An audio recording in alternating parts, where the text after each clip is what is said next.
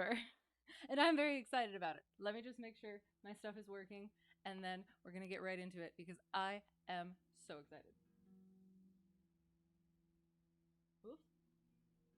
And I'm testing. Perfect. Okay. So, okay. All right. Here we go. Oh, shoot. Okay. There. So, as you can see, Chicken is in the festivities. I'm so excited for it. He's so cute. Got my little orange border. And yeah, that's about all I had time for. And except I have jelly beans that I'm going to have in the spirit of the season. Krispy Kreme flavor.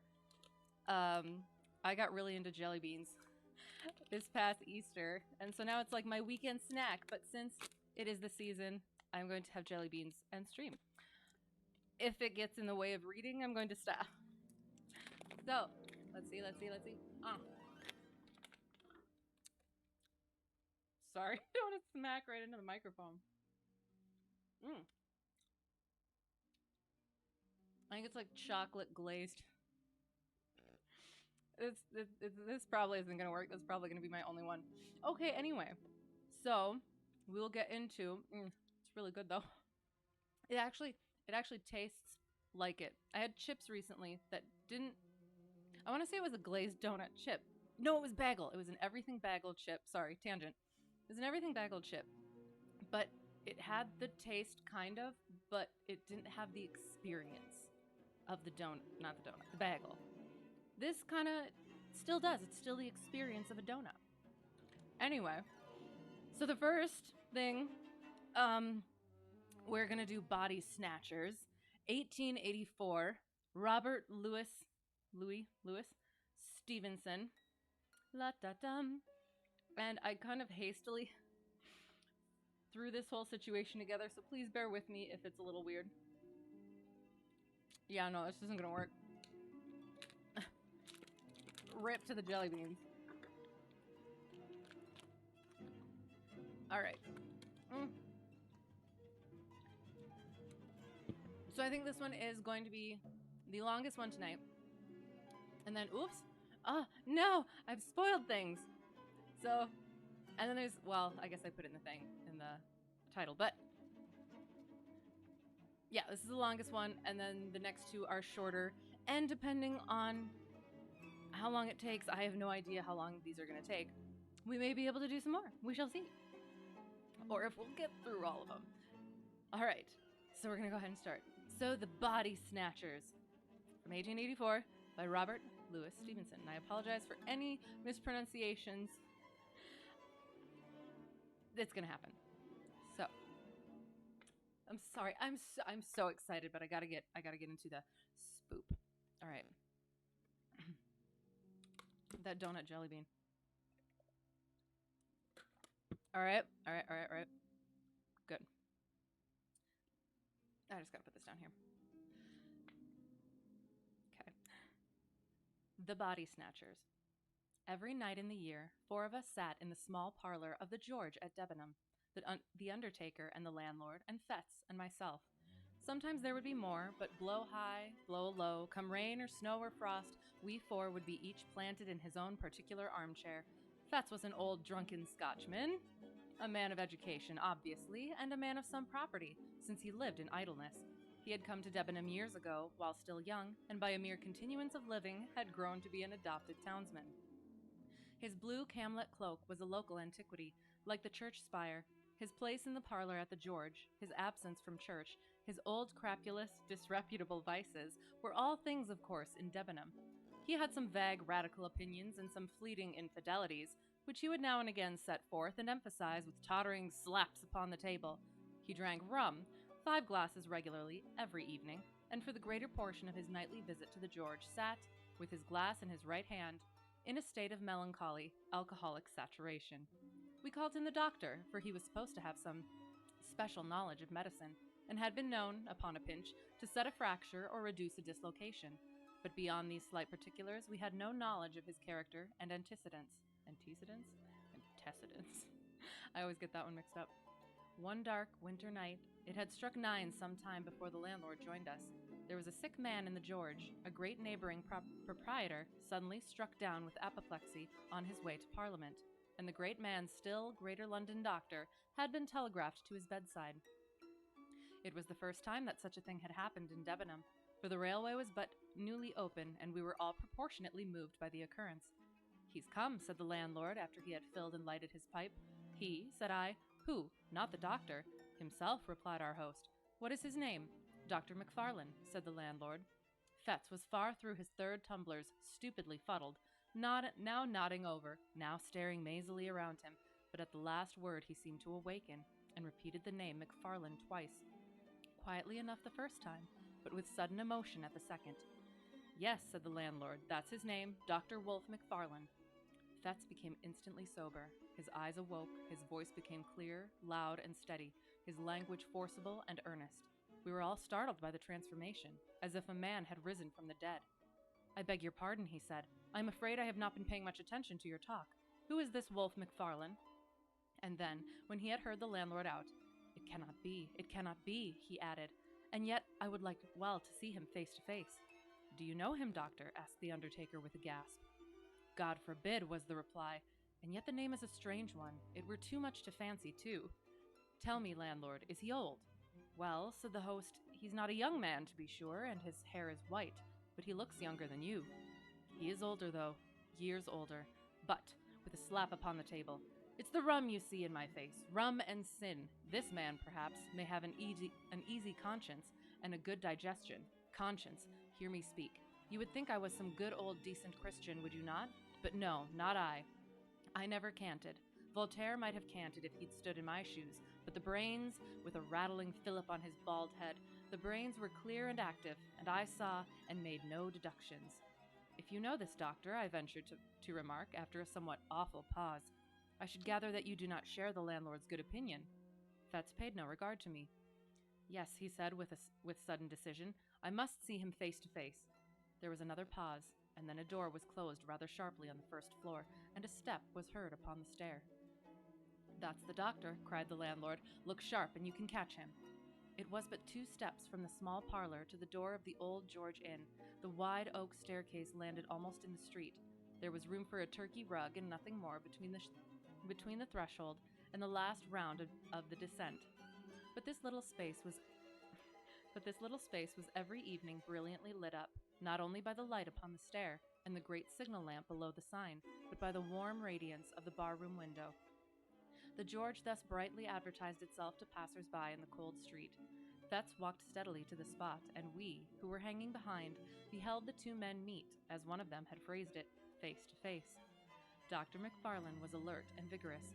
His white hair set off his pale and placid, although energetic, countenance. He was richly dressed in the finest of broadcloth and the whitest of linen, with a great gold watch chain, and studs and spectacles of the same precious material. He wore a broad folded tie, white and speckled with lilac, and he carried on his arm a comfortable driving coat of fur. There was no doubt but he became his years, breathing, as he did, of wealth and consideration, and it was a surprising contrast to see our parlor sot, bald, dirty, pimpled, and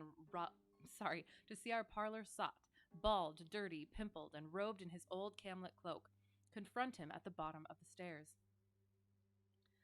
"McFarlane," he said somewhat loudly, more like a herald than a friend. The great doctor pulled up short on the 4th step, as though the familiarity of the address surprised and somewhat shocked his dignity. "Toddy McFarlane," repeated Fetz. The London man almost staggered. He stared for the swiftest of seconds at the man before him, glanced behind him with a sort of scare, and then in a startled whisper, "Fetz," he said, "you." "Aye," said the other, "me. Did you think I was dead, too? We are not so easy shut of our acquaintance." "Hush, hush," exclaimed the doctor. "Hush, hush. This meeting is so unexpected. I can see you are unmanned. I hardly knew you, I confess, at first, but I am overjoyed to have this opportunity. For the present it must be how d'ye do and goodbye in one, for my fly is waiting, and I must not fail the train. But you shall, let me see, yes, you shall give me your address, and you can count on early news of me. We must do something for you, Fetz. I fear you are out at elbows, but we must see to that for auld lang syne, as once we sang at suppers." "Money," cried Fetz, "money from you! The money that I had from you is lying where I cast it in the rain." Dr. McFarlane had talked himself into some measure of superiority and confidence, but the uncommon energy of this refusal cast him back into his first confusion. A horrible, ugly look came and went across his almost venerable countenance. "My dear fellow," he said, "be it as you please. My last thought is to offend you. I would intrude on none. I will leave you my address, however." "I do not wish it. I do not wish to know the roof that shelters you," interrupted the other. "I heard your name. I feared it might be you. I wished to know if, after all, there were a God. I know now that there is none. Begone." He still stood in the middle of the rug, between the stair and doorway, and the great London physician, in order to escape, would be forced to step to one side. It was plain that he hesitated before the thought of this humiliation. White as he was, there was a dangerous glitter in his spectacles, but while he still paused uncertain, he became aware that the driver of his fly was peering in from the street at this unusual scene, and caught a glimpse at the same time of our little body from the parlor, huddled by the corner of the bar. The presence of so many witnesses decided him at once to flee. He crouched together, brushing on the wainscot, and made a dart like a serpent, striking for the door. But his tribulation was not yet entirely at an end, for even as he was passing, Fetz clutched him by the arm, and these words came in a whisper, and yet painfully distinct: "Have you seen it again?" The great rich London doctor cried out aloud with a sharp, throttling cry. He dashed his questioner across the open space, and, with his hands over his head, fled out of the door like a detected thief. Before it had occurred to one of us to make a movement, the fly was already rattling toward the station. The scene was over like a dream, but the dream had left proofs and traces of its passage. Next day, the servant found the fine gold spectacles broken on the threshold, and that very night we were all standing breathless by the barroom window, and Fetz at our side, sober, pale, and resolute in look. "God protect us, Mr. Fetz," said the landlord, coming first into possession of his customary senses. "What in the universe is all this? These are strange things you have been saying." Fetz turned toward us. He looked us each in succession in the face. "See if you can hold your tongues," said he. "That man McFarlane is not safe to cross. Those that have done so already have repented it too late." And then, without so much as finishing his third glass, far less waiting for the other two, he bade us goodbye and went forth, under the lamp of the hotel, into the black night. We three turned to our places in the parlor, with the big red fire and 4 clear candles, and as we recapitulated what had passed, the first chill of our surprise soon changed into a glow of curiosity. We sat late. It was the latest session I have known in the Old George. Each man, before we parted, had his theory that he was bound to prove, and none of us had any nearer business in this world than to track out the past of our condemned companion, and surprise the secret that he shared with the great London doctor. It is no great boast, but I believe I was a better hand at worming out a story than either of my fellows at the George. And perhaps there is now no other man alive who could narrate to you the following foul and unnatural events. In his young days, Fetz studied medicine in the schools of Edinburgh. He had talent of a kind, the talent that picks up swiftly what it hears and readily retails it for its own. He worked little at home, but he was civil, attentive, and intelligent in the presence of his masters. They soon picked him out as a lad who listened closely and remembered well. Nay, strange as it seemed to me when I first heard it, he was in those days well favored and pleased by his exterior. There was at that period a certain extramural teacher of anatomy, whom I shall here designate by the letter K. His name was subsequently too well known. The man who bore it skulked through the streets of Edinburgh in disguise, while the mob that applauded at the execution of Burke called loudly for the blood of his employer. But Mr. K was then at the top of his vogue. He enjoyed a popularity due partly to his own talent and address, partly to the incapacity of his rival, the university professor. The students at least swore by his name, and Fetz believed himself, and was believed by others, to have laid the foundations of success when he had acquired the favor of this meteorically famous man. Mr. K was a bon vivant, as well as an accomplished teacher. He liked a sly allusion no less than a careful preparation. In both capacities, Fetz enjoyed and deserved his notice. And by the second year of his attendance, he held the half-regular position of second demonstrator or sub-assistant in his class. In this capacity, the charge of the theater and lecturerdom devolved in particular upon his shoulders. He had to answer for the cleanliness of the premises and the conduct of the other students, and it was a part of his duty to supply, receive, and divide the various subjects. It was with a view to this last, at that time very delicate, affair that he was lodged by Mr. K in the same wind, and at last in the same building, with the dissecting room.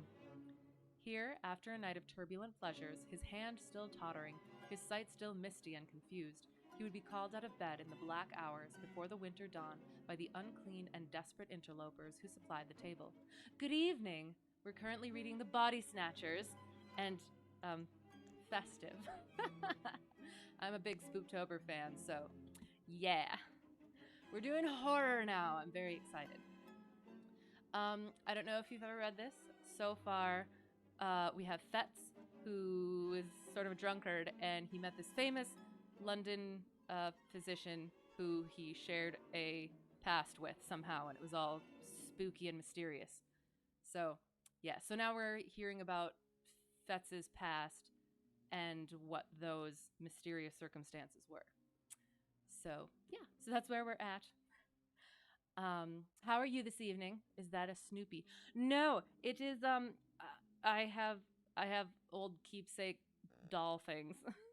So I put, it's an apple. He's got an apple on him with a strange hat that doesn't fit him. So, yeah. It was just like a baby doll thing. So he kind of fits it, but not really. So yeah. Yeah. Yes. Unclean. Oh, and they're in the dissecting room now. He's living in the dissecting room, I think. Yeah. So yes, let me know if you have any questions or thoughts or whatever. Interlopers who supplied the table. He would open the door to these men, since infamous throughout the land. He would help them with their tragic burden, pay them their sordid price, and remain alone, when they were gone, with the unfriendly relics of humanity. From such a scene he would return to snatch another hour or two of slumber, to repair the abuses of the night, and refresh himself for the labors of the day. Few lads could have been more insensible to the impressions of a life thus passed among the ensigns of mortality. His mind was closed against all general considerations. He was incapable of interest in the fate and fortunes of another, the slave of his own desires and low ambitions. Oh, cute. No, you're fine. No, don't worry about it. I just might lose my spot, but that's okay. I'll find it again. But that's cute. I love that. But yeah, no, this is just chicken, and I'm gonna I think it's hilarious. I'm very easily amused, but I think he looks really funny. And I have more of these, so he's probably going to be dressed up each new stream. So yeah, we'll see what happens if he fits them. So yeah, but cute. All right, and yeah, don't worry about chatting at all. So yeah, just go ahead if you want to. Yes, incapable of interest in the fate and fortunes of another, slave of his own desires and low ambitions. Cold, light, and selfish in the last resort, he had that modicum of prudence, miscalled morality, which keeps a man from inconvenient drunkenness or punishable theft. He coveted, besides, a measure of consideration from his masters and his fellow pupils, and he had no desire to fail conspicuously in the external parts of life. Thus he had made it his pleasure to gain some distinction in his studies, and day after day rendered unimpeachable eye service to his employer, Mr. K. For his day of work he indemnified himself by nights of roaring, blackguardly enjoyment, and when that balance had been struck, the organ that he called his conscience declared itself content. The supply of subjects was a continual trouble to him as well as to his master. In that large and busy class, the raw material of the anatomists kept perpetually running out, and the business thus rendered necessary was not only unpleasant in itself, but threatened dangerous consequences to all who were concerned. It was the policy of Mr. K to ask no questions in his dealings with the trade. They bring the body, and we pay the price, he used to say, dwelling on the alliteration quid pro quo. And again, and somewhat profanely, ask no questions. He would tell his assistants, for conscience' sake. There was no understanding that the subjects were provided by the crime of murder. Had that idea been broached to him in words, he would have recoiled in horror. But the lightness of his speech upon so grave a matter was, in itself, an offense against good manners, and a temptation to the men with whom he dealt. Fetz, for instance, had often remarked to himself upon the singular freshness of the bodies. He had been struck again and again by the hang-dog, abominable looks of the ruffians who came to him before the dawn, and putting things together clearly in his private thoughts, he perhaps attributed a meaning too immoral and too categorical to the unguarded counsels of his master. He understood his duty, in short, to have three branches: to take what was brought, to pay the price, and to avert the eye from any evidence of crime. One November morning, this policy of silence was put sharply to the test. He had been awake all night with a racking toothache, pacing his room like a caged beast, or throwing himself in fury on his bed, and had fallen at last into that profound, uneasy slumber that so often follows on a night of pain, when he was awakened by the third or fourth angry repetition of the concerted signal. There was a thin, bright moonshine. It was terribly cold, windy, and frosty. The town had not yet awakened, but an indefinable stir already preluded the noise and business of the day. The ghouls had come later than usual, and they seemed more than usually eager to be gone. Fetz, sick with sleep, lighted them upstairs. He heard their grumbling Irish voices through a dream, and as they stripped the sack from their sad merchandise, he leaned dozing, with his shoulder propped against the wall. He had to shake himself to find the men their money. As he did so, his eyes lighted on the dead face. He started.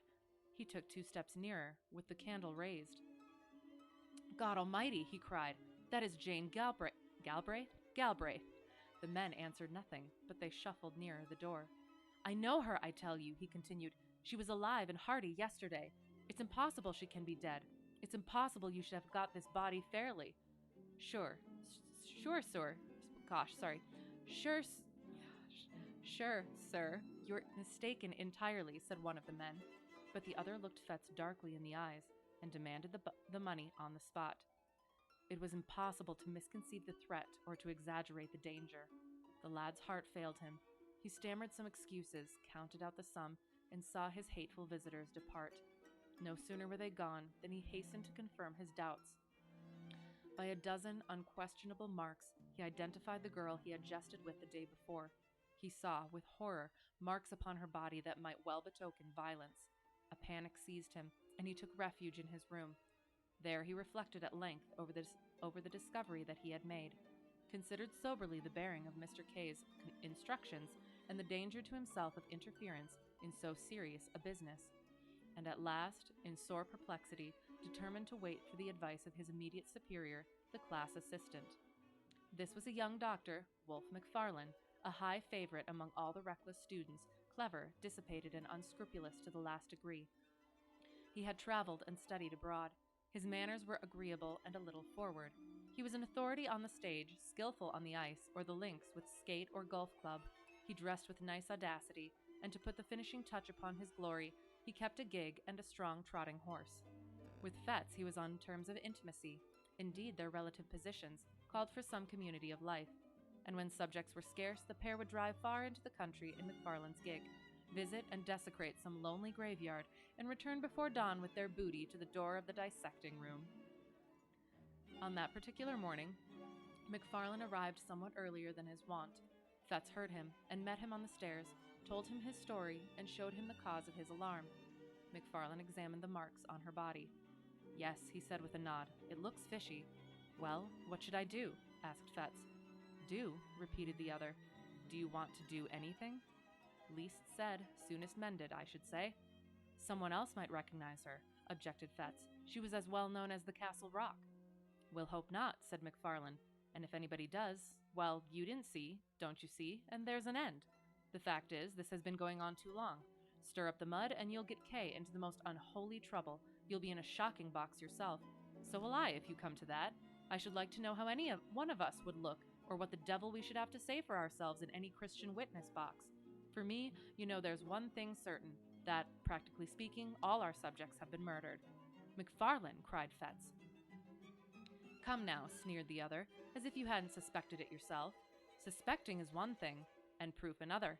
Yes, I know, and I'm as sorry as you are this should have come here," tapping the body with his cane. "The next best thing for me is not to recognize it, and," he added coolly, "I don't. You may if you please. I don't dictate, but I think a man of the world would do as I do. And I may add, I fancy that is what Kay would look for at our hands. The question is, why did he choose us two for his assistants? And I answer, because he didn't want old wives. This was the tone of all others to affect the mind of a lad like Fetz. He agreed to imitate McFarlane. The body of the unfortunate girl was duly dissected, and no one remarked or appeared to recognize her. One afternoon, when his day's work was over, Fetz dropped into a popular tavern and found McFarlane sitting with a stranger. This was a small man, very pale and dark, with coal-black eyes. The cut of his features gave a promise of intellect and refinement, which was but feebly realized in his manners, for he proved, upon a nearer acquaintance, coarse, vulgar, and stupid. He exercised, however, a very remarkable control over McFarlane, issued orders like the great Bashaw, became inflamed at the least discussion or delay, and commented rudely on the servility with which he was obeyed. This most offensive person took a fancy to Fetz on the spot, plied him with drinks, and honored him with unusual confidences on his past career. If a tenth part of what he confessed were true, he was a very loathsome rogue, and the lad's vanity was tickled by the attention of so experienced a man. I'm a pretty bad fellow myself, the stranger remarked, but McFarlane is the boy. Toddy McFarlane, I call him. Toddy, order your friend another glass. Or it might be, Toddy, you jump up and shut the door. Toddy hates me, he said again. Oh, yes, Toddy, you do. Don't you call me that confounded name, growled McFarlane. Hear him. Did you ever see the lads play knife? He would like to do that all over my body, remarked the stranger. We medicals have a better way than that, said Fetz. When we dislike a dead friend of ours, we dissect him. McFarlane looked up sharply, as though this jest was scarcely to his mind. The afternoon passed. Gray, for that was the stranger's name, invited Fetz to join them at dinner, ordered a feast so sumptuous that the tavern was thrown in commotion, and when all was done, commanded McFarlane to settle the bill. It was late before they separated. The man Gray was incapably drunk. McFarlane, sobered by his fury, chewed the cud of the money he had been forced to squander and the slights he had been obliged to swallow. Fetz, with various liquors singing in his head, returned home with devious footsteps and a mind entirely in abeyance. Next day, McFarlane was absent from the class, and Fetz smiled to himself as he imagined him still squiring the intolerable Gray from tavern to tavern. As soon as the hour of liberty had struck, he posted from place to place in quest of his last night's companions. He could find them, however, nowhere, so returned early to his rooms, went early to bed, and slept the sleep of the just. At 4 a.m, he was awakened by the well-known signal. Descending to the door, he was filled with astonishment to find McFarlane with his gig, and in the gig one of those long and ghastly packages with which he was so well acquainted. "What?" he cried. "Have you been out alone? How did you manage?" But McFarlane silenced him roughly, bidding him turn to business. When they had got the body upstairs and laid it on the table, McFarlane made at first as if he were going away. Then he paused and seemed to hesitate, and then, "You had better look at the face," said he, in tones of some constraint. "You had better," he repeated, as Fetz only stared at him in wonder. "But where and how and when did you come by it?" cried the other. "Look at the face," was the only answer. Fetz was staggered. Strange doubts assailed him. He looked from the young doctor to the body, and then back again. At last, with a start, he did as he was bidden. He had almost expected the sight that met his eyes, and yet the shock was cruel. To see, fixed in the rigidity of death and naked on that coarse layer of sackcloth, the man whom he had left well clad and full of meat and sin upon the threshold of a tavern, awoke, even in the thoughtless Fetz, some of the terrors of the conscience. It was a cry to be which re-echoed in his soul, that two whom he had known should have come to lie upon these icy tables. Yet these were only secondary thoughts. His first concern regarded Wolfe. Unprepared for a challenge so momentous, he knew not how to look his comrade in the face. He durst not meet his eye, and he had neither words nor voice at his command. It was McFarlane himself who made the first advance. He came up quietly behind, and laid his hand gently but firmly on the other's shoulder. "Richardson," said he, "may have the head." Now Richardson was a student who had long been anxious for that portion of the human subject to dissect. There was no answer, and the murderer resumed. "Talking of business, you must pay me. Your accounts, you see, must tally." Fetz found a voice, the ghost of his own. Pay you, he cried. Pay you for that. Why, yes, of course you must. By all means and on every possible account you must, returned the other. I dare not give it for nothing. You dare not take it for nothing. It would compromise us both. This is another case like Jane Galbraith's. The more things are wrong, the more we must act as if all were right. Where does old K keep his money? There, answered Fetz hoarsely, pointing to a cupboard in the corner. Give me the key, then, said the other, calmly holding out his hand. There was an instant's hesitation, and the die was cast. McFarlane could not suppress a nervous twitch, the infinitesimal mark of an immense relief, as he felt the key between his fingers. He opened the cupboard, brought out pen and ink and a paper book that stood in one compartment, and separated from the funds in a drawer a sum suitable to the occasion. Now look here, he said. There is the payment made. First proof of your good faith. First step to your security. You have now to clinch it by a second. Enter the payment in your book, and then you, for your part, may defy the devil. The next few seconds were for Fetz an agony of thought, but in balancing his terrors, it was the most immediate that triumphed. Any future difficulty seemed almost welcome if he could avoid a present quarrel with McFarlane. He set down the candle which he had been carrying all this time, and with a steady hand entered the date, the nature, and the amount of the transaction. And now, said McFarlane, it's only fair that you should pocket the lucre. I've had my share already. By the by, when a man of the world falls into a bit of luck, has a few shillings extra in his pocket. I'm ashamed to speak of it, but there's a rule of conduct in the case. No treating, no purchase of expensive class books, no squaring of old debts. Borrow, don't lend. McFarlane, began Fetz, still somewhat hoarsely, I have put my neck in a halter to oblige you. To oblige me, cried Wolfe. Oh, come, you did, as near as I can see the matter, what you downright had to do in self-defense. Suppose I got into trouble, where would you be? This second little matter flows clearly from the first. Mr. Gray is the continuation of Miss Galbraith. You can't begin and then stop. If you begin, you must keep on beginning. That's the truth. No rest for the wicked. A horrible sense of blackness and the treachery of fate seized hold upon the soul of the unhappy student. My God, he cried, but what have I done? And when did I begin? To be made a class assistant, in the name of reason, where's the harm in that? Service wanted the position. Service might have got it. Would he have been where I am now? My dear fellow, said McFarlane, what a boy you are. What harm has come to you? What harm can come to you if you hold your tongue? Why, man, do you know what this life is? There are two squads of us, the lions and the lambs. If you're a lamb, you'll come to lie upon these tables like Gray or Jane Galbraith. If you're a lion, you'll live and drive a horse like me, like Kay, like all the world with any wit or courage. You're staggered at the first, but look at Kay. My dear fellow, you're clever, you have pluck. I like you, and Kay likes you. You were born to lead the hunt, and I tell you, on my honor and my experience of life, 3 days from now you'll laugh at all these scarecrows like a high school boy at a farce. And with that, McFarlane took his departure and drove off up the wind in his gig to get under cover before daylight. Fetz was thus left alone with his regrets. He saw the miserable peril in which he stood involved. He saw with inexpressible dismay that there was no limit to his weakness, and that from concession to concession he had fallen from the arbiter of McFarlane's destiny to his paid and helpless accomplice. He would have given the world to have been a little braver at the time, but it did not occur to him that he might still be brave. The secret of Jane Galbraith and the cursed entry in the daybook closed his mouth. Hours passed. The class began to arrive. The members of the unhappy Gray were dealt out to one and to another, and received without remark. Richardson was made happy with the head, and before the hour of freedom rang, Fetz trembled with exultation to perceive how far they had already gone towards safety. For 2 days he continued to watch, with increasing joy, the dreadful process of disguise. On the 3rd day, McFarlane made his appearance. He had been ill, he said, but he made up for lost time by the energy with which he directed the students. To Richardson in particular he extended the most valuable assistance and advice, and that student, encouraged by the praise of the demonstrator, burned high with ambitious hopes and saw the medal already in his grasp.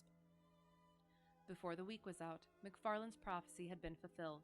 Fetz had outlived his terrors and had forgotten his baseness. He began to plume himself upon his courage, and had so arranged the story in his mind that he could look back on these events with an unhealthy pride. Of his accomplice he saw but little.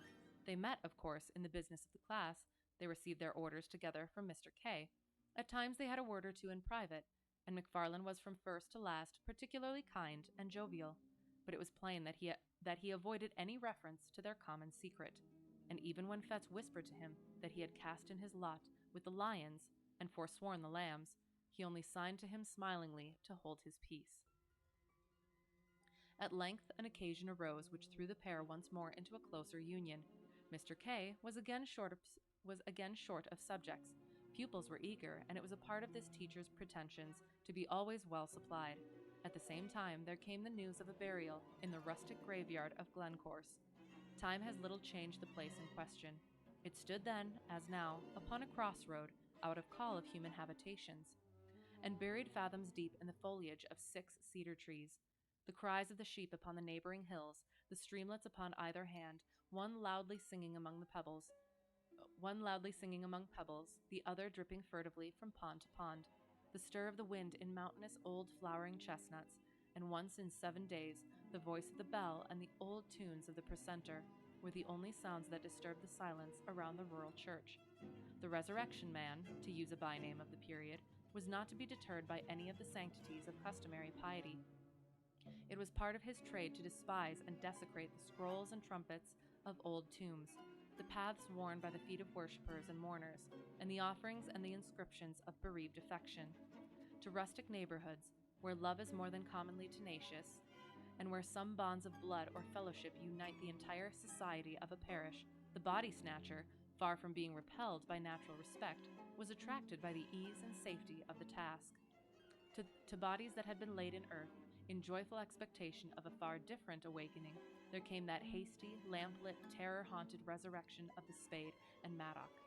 The coffin was forced, the cerements torn, and the melancholy relics, clad in sackcloth, after being rattled for hours on moonless byways, were at length exposed to uttermost indignities before a class of gaping boys. Somewhat as 2 vultures may swoop upon a dying lamb, Fetz and McFarlane were to be let loose upon a grave in that green and quiet resting place. The wife of a farmer, a woman who had lived for 60 years, and been known for nothing but good butter and a godly conversation, was to be rooted from her grave at midnight and carried, dead and naked, to that faraway city that she had always honored with her Sunday's best. The place beside her family was to be empty till the crack of doom, her innocent and almost venerable members to be exposed to that last curiosity of the anatomist. Late one afternoon, the pair set forth, well wrapped in cloaks and furnished with a formidable bottle. It rained without remission, a cold, dense, lashing rain. Now and again there blew a puff of wind, but these sheets of falling water kept it down. Bottle and all, it was a sad and silent drive as far as Penicioc, where they were to spend the evening. They stopped once to hide their implements in a thick bush not far from the churchyard, and once again at the Fisher's Tryst, to have a toast before the kitchen fire and vary their nips of whiskey with a glass of ale. When they reached their journey's end, the gig was housed, the horse was fed and comforted, and the 2 young doctors, in a private room, sat down to the best dinner and the best wine the house afforded. The lights, the fire, the beating rain upon the window, the cold, incongruous work that lay before them, added zest to their enjoyment of the meal. With every glass their cordiality increased. Soon McFarlane handed a little pile of gold to his companion. "A compliment," he said. "Between friends, these little damned accommodations ought to fly like pipe lights." Fetz pocketed the money and applauded the sentiment to the echo. "You are a philosopher," he cried. "I was an ass till I knew you. You and Kay between you. By the Lord Harry, but you'll make a man of me." "Of course we shall," applauded McFarlane. "A man? I tell you, it required a man to back me up the other morning. There are some big, brawling, 40-year-old cowards who would have turned sick at the look of the damned thing, but not you. You kept your head. I watched you." "Well, and why not?" Fetz thus vaunted himself. "It was no affair of mine. There was nothing to gain on the one side but disturbance, and on the other I could count on your gratitude, don't you see?" And he slapped his pocket till the gold pieces rang. McFarlane somehow felt a certain touch of alarm at these unpleasant words. He may have regretted that he had taught his young companion so successfully, but he had no time to interfere, for the other noisily continued in this boastful strain. "The great thing is not to be afraid. Now, between you and me, I don't want to hang. That's practical. But for all cant, McFarlane, I was born with a contempt. Hell, God, devil, right, wrong, sin, crime, and all the old gallery of curiosities. They may frighten boys, but men of the world, like you and me, despise them. Here's to the memory of Gray. It was by this time growing somewhat late. The gig, according to order, was brought round to the door with both lamps brightly shining, and the young men had to pay their bill and take the road. They announced that they were bound for Peebles, and drove in that direction till they were clear of the last houses of the town. Then, extinguishing the lamps, returned upon their course, and followed a by-road toward Glencorse. There was no sound but that of their own passage, and the incessant, strident pouring of the rain. It was pitch dark. Here and there a white gate or a white stone in the wall guided them for a short space across the night, but for the most part it was at a foot pace, and almost groping, that they picked their way through that resonant blackness to their solemn and isolated destination. In the sunken woods that traversed the neighborhood of the burying ground, the last glimmer failed them, and it became necessary to kindle a match and re-illumine one of the lanterns of the gig. Hello! Yes, we're reading spooky stories. This one is the Body-Snatchers, and they're on their way to snatch a body. Oh, hello, hello! If you have any questions, let me know. If anything doesn't make sense, as we're already almost near the end, actually. So yes, they're on their way to go dig up a body. Fun times. In the sunken woods, that resonant blackness, to their solemn and isolated destination. And I kind of already read that bit, didn't I? We'll read it again. It's a good one. Oh. No, of course not. Well, thank you. My thing doesn't tell me if I get rated, so thank you for letting me know. Hello, by the way. Yes, exactly. Yeah, it's a good day. It's a good day when you get to do that. Okay, and yes, it is festive. It is Spooktober. That is why. Yes, anyway. Okay. In the sunken woods that traversed the neighborhood of the burying ground, the last glimmer failed them, and it became necessary to kindle a match and re-illumine one of the lanterns of the gig. Thus, under the dripping trees, and environed by huge and moving shadows, they reached the scene of their unhallowed labors. They were both experienced in such affairs, and powerful with the spade, and they had scarce been 20 minutes at their task before they were rewarded by a dull rattle on the coffin lid. At the same moment, McFarlane, having hurt his hand upon a stone, flung it carelessly above his head. The grave, in which they now stood almost to the shoulders, was close to the edge of the plateau of the graveyard, and the gig lamp had been propped, the better to illuminate their labors, against a tree, and on the immediate verge of the steep bank descending to the stream. Chance had taken a sure aim with the stone. Then came a clang of broken glass. Night fell upon them. Sounds alternately dull and ringing announced the bounding of the lantern down the bank, and its occasional collision with the trees. A stone or two, which it had dislodged in its descent, rattled behind it into the profundities of the glen, and then silence, like night, resumed its sway. And they might bend their hearing to its utmost pitch, but naught was to be heard except the rain, now marching to the wind, now steadily falling over miles of open country. They were so nearly at an end of their abhorred task that they judged it wisest to complete it in the dark. The coffin was exhumed and broken open, the body inserted in the dripping sack and carried between them to the gig, one mounted to keep it in its place, and the other, taking the horse by the mouth, roped along by wall and bush until they reached the wider road by the Fisher's Tryst. Here was a faint, diffused radiancy, which they hailed like daylight, but by that they pushed the horse to a good pace and began to rattle along merrily in the direction of the town. They had both been wetted to the skin during their operations, and now, as the gig jumped among the deep ruts, the thing that stood propped between them fell now upon one and now upon the other. At every repetition of the horrid contact, each instinctively repelled it with the greater haste, and the process, natural although it was, began to tell upon the nerves of the companions. McFarlane made some ill-favored jest about the farmer's wife, but it came hollowly from his lips and was allowed to drop in silence. Still their unnatural burden bumped from side to side, and now the head would be laid, as if in confidence, upon their shoulders, and now the drenching sackcloth would flap icily about their faces. A creeping chill began to possess the soul of Fetz. He peered at the bundle, and it seemed somehow larger than at first. All over the countryside, and from every degree of distance, the farm dogs accompanied their passage with tragic ululations, and it grew and grew upon his mind that some unnatural miracle had been accomplished, that some nameless change had befallen the dead body, and that it was in fear of their unholy burden that the dogs were howling. "For God's sake," said he, making a great effort to arrive at speech, "for God's sake, let's have a light." Seemingly, McFarlane was affected in the same direction, for, though he made no reply, he stopped the horse, passed the reins to his companion, got down, and proceeded to kindle the remaining lamp. They had by that time got no further than the crossroad down to Auchinclinny. The rain still poured, as though the deluge were returning, and it was no easy matter to make a light in such a world of wet and darkness. When at last the flickering blue flame had been transferred to the wick, and began to expand and clarify, and shed a wide circle of misty brightness round the gig, it became possible for the two young men to see each other and the thing they had along with them. The rain had molded the rough sacking to the outlines of the body underneath. The head was distinct from the trunk, the shoulders plainly modeled. Something at once spectral and human riveted their eyes upon the ghastly comrade of their drive. For some time McFarlane stood motionless, holding up the lamp. A nameless dread was swathed like a wet sheet about the body, and tightened the white skin upon the face of Fetz. A fear that was meaningless, a horror of what could not be, kept mounting to his brain.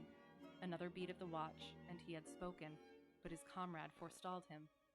"That is not a woman," said McFarlane in a hushed voice. "It was a woman when we put her in," whispered Fetz. "Hold that lamp," said the other. "I must see her face." And as Fetz took the lamp, his companion untied the fastenings of the sack and drew down the cover from the head. The light fell very clear upon the dark, well-molded features and smooth-shaven cheeks of a too familiar countenance, often beheld in dreams of both of these young men. A wild yell rang up into the night. Each leaped from his own side into the roadway. The lamp fell, broke, and was extinguished, and the horse, terrified by this unusual commotion, bounded and went off toward Edinburgh at a gallop, bearing along with it, sole occupant of the gig, the body of the dead and long dissected Gray. End. Oh! Okay. So, you guys came in a little late. So, I'm trying to remember when that came in. Yeah, so the one of them killed this guy, this Gray, in order to... So they're anatomists, and they have people come in and dump off bodies, and they get paid for them, and basically people are murdering these people and bringing bodies to them to be dissected and getting paid for it. Yay. And so this one student guy person decided, I don't like this person, so I'm going to kill him and let him be dissected. So, yeah, and so it's that, and that's the thing is, was it? It's like it could have that supernatural thing to it, or is it just their minds doing it? Could it...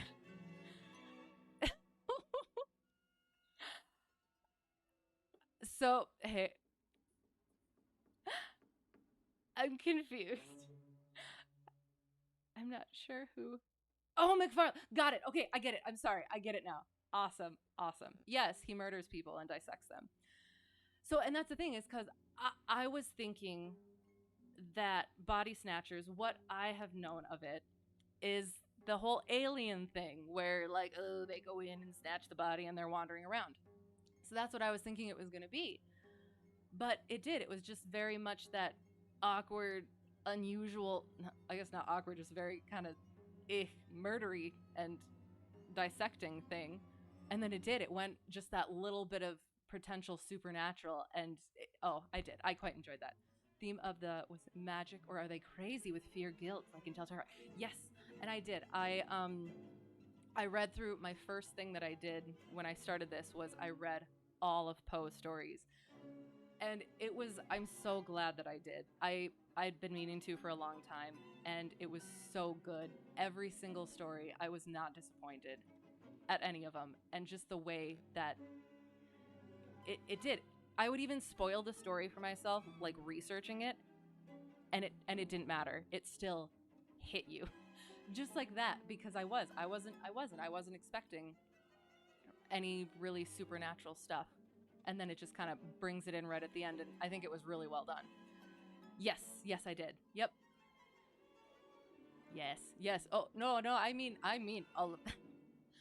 Apart from a I think just like the long one, the really really long one, just because I haven't had a chance to like have a decent amount of time and like stability of schedule to like do that. But yeah, so yeah, and this one did bring that back a little bit. It had a little bit. I do think it was necessary, all of the setup, um, but like I don't know, there was something about Poe that it was just throughout the entire thing. It was just really really nice and tight writing wise, and there was just not like a bit of it that wasn't necessary and didn't like just hit you somehow. So yeah, coming feels weird coming from an aviation stream to a spooky story stream. Right, right. But I've had just as weird before. Yeah. And I do. I hope you enjoy it. It is. This is something that. This is where I come from. Is like the reading stuff. Like the aviation like snuck up on me. So like this is where I really am at, is the reading. And I know not a lot of people are into it that much. So I do. I hope you guys enjoy it, and especially like October. I'm a big SpOoPy. Like I'm a little bit I'm a lot of bit twisted, but yeah. So this is kind of my jam. So hope you guys enjoy it. Um, if you're ready for another one, we're at Monkey's Paw. I can't remember who this is. I'll have to look at it. Hang on. Ugh. So yeah, and it's actually really nice too, because last year I tried to do this too, and the stories that I found didn't really do it for me. It could just be, again, my twisted nature and how much that I read, and I have so many stories that I have experienced, so I need the twist. Ooh, you got really? I love that stuff. And and again, this is another thing for me where I love the spooky, I love the haunted, but I like it done well. It needs to be done well. Or I need to be with somebody who gets very scared, because then I can laugh. Either way that works for me. So like are you actually like serious though, or are you kind of jesting? Because I I like to believe is a strong word. I do think that there are real. So excellent. I like this. This that sounds good. I'm all about it. Because I do. There's been experiences that I've had, and I'm very I'm very willing to, again, believe there's a level, like accepting and believing, and then I'm open to it. I'm absolutely open to it. It might just be because I really really want it. But yeah, so I'm all for that. If you're interested in sharing, I will be really excited. And I'm a child when it comes to this stuff. I get really excitable, and yeah, I'm all about it. So yeah, go ahead and share. You let me know. Um, Monkey's Paw, and I completely forgot to look at who it was. W. Jacobs or something. W. Jacobs. Should always have healthy skeptics, but there are things that can happen. Yes, exactly, and that's basically where I am at. Is that, and especially coming from somebody like I do like reading, and I do writing. I have to keep open to that, because otherwise I can't write that weird cool stuff that does make you think, and I don't know, really hits people right. X-Files theme. Yes. Absolutely. Oh, I have to figure out what I'm watching this October. I do. I like to watch the spooky stuff too, but I don't know. Yeah. I do. I like mental twisty sort of stuff. Not necessarily like the gory sort of stuff. If you can make me irrationally afraid rather than just like body mutilation and that sort of physical fear, like that's where I'm at. That's what I like. So yeah, so the twisty sort of stuff, that's my main thing. I don't know if I have a Discord, or something. I have no problem sharing my stories. I do. Yeah, again, I'm again, I'm not as technologically inept as I appear. I just don't use the social stuff that much. I will find you, I guess, and I will add you if that's a thing. But yes, I absolutely would. I love that. And especially because, I mean, it's one thing like reading it online, right? But like having somebody, I don't know, that, I don't know, second degree of connection, it makes it a little bit better because like I can trust you a little bit that you're actually telling the truth. And I will. I'm absolutely going to trust you. I'm going to have a good time. Type of fear that makes you feel uneasy going to the store 2 days later. Yes, because you are questioning the motivations of strangers. Absolutely. Yes, exactly. Because, yeah, it's that stuff that you can't rationalize away, like this person isn't going to come at me with a knife or whatever because like they're not coming at you with a knife. You can rationalize that out.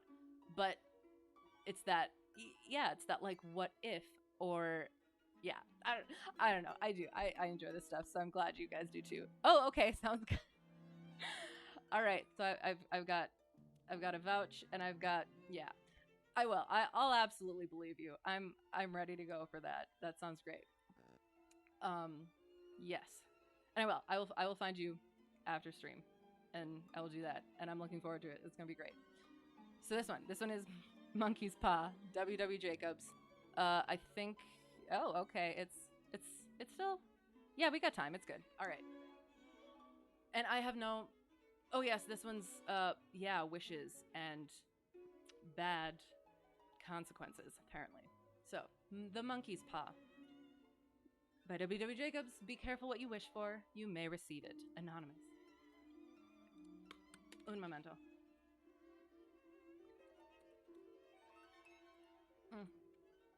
Ugh.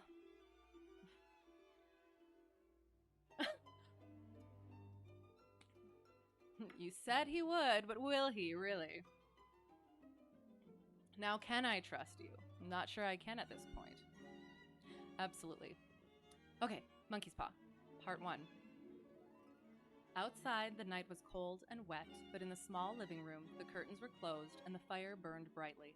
Father and son were playing chess.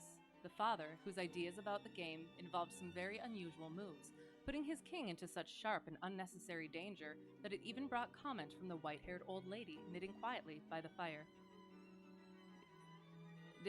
Okay. Okay, sounds good. All right. So, okay. I'll trust that you can be vouched for, and it is. It's that little, again, healthy skepticism, but I'm willing to believe. Absolutely. Listen to the wind, said Mr. White, who, having seen a mistake that could cost him the game after it was too late, was trying to stop his son from seeing it. I'm listening, said the son, seriously studying the board as he stretched out his hand. Check. I should hardly think that he'll come tonight, said his father, with his hand held in the air over the board. Mate, replied the son. Okay, not paying attention to chat for a moment. All right, yep, he's good. All right, sounds good. What if I vouch? Okay. Is he trustworthy with his ghost stories? That's what you're vouching, because he's going to tell them to me, and I'm going to absolutely believe them. And that's only semi-sarcastic. I am. I'm going to. I would like to, and so I'm going to. I will be open to them. And he's getting vouchings, so I will. I'll believe. Absolutely. That's the worst of living so far out, cried Mr. White with sudden and unexpected violence. Of all the awful, out-of-the-way places to live in, this is the worst. Can't walk on the footpath without getting stuck in the mud, and the road's a river. I don't know what the people are thinking about. I suppose they think it doesn't matter because only 2 houses in the road have people in them. Yes, of course. I will. I feel like I keep coming off sarcastic. But again, it's just a little bit of healthy skepticism, but I will absolutely believe it. Oh, well, I have never heard his full-on ghost stories, but all his Discord and aviation stuff is in love, so. All right, sounds good. Perfect. Double vouching. I will. I will. I promise. I will believe. Yes. Again, I hope I don't sound sarcastic, but I will absolutely believe. Okay, 2 houses, people, road, people in them. Never mind, dear, said his wife calmly. Perhaps you'll win the next one. Mr. White looked up sharply, just in time to see a knowing look between mother and son. The words died away on his lips, and he hid a guilty smile in his thin gray beard. There he is, said Herbert White, as the gate banged shut loudly and heavy footsteps came toward the door. The old man rose quickly and, opening the door, was heard telling the new arrival how sorry he was for his recent loss. The new arrival talked about his sadness, so that Mrs. White said, "Tut tut," and coughed gently as her husband entered the room, followed by a tall, heavy-built, strong-looking man whose skin had the healthy reddish color associated with outdoor life and whose eyes showed that he could be a dangerous enemy. Nice. Sounds good. Enjoy dinner. It is gonna get spooky. Sergeant Major Morris, he said, introducing him to his wife and his son Herbert. The sergeant major shook hands and, taking the offered seat by the fire, watched with satisfaction as Mr. White got out whiskey and glasses. After the third glass, his eyes got brighter, and he began to talk. The little family circle listened with growing interest to this visitor from distant parts, as he squared his broad shoulders in the chair and spoke of wild scenes and brave acts, of wars and strange peoples.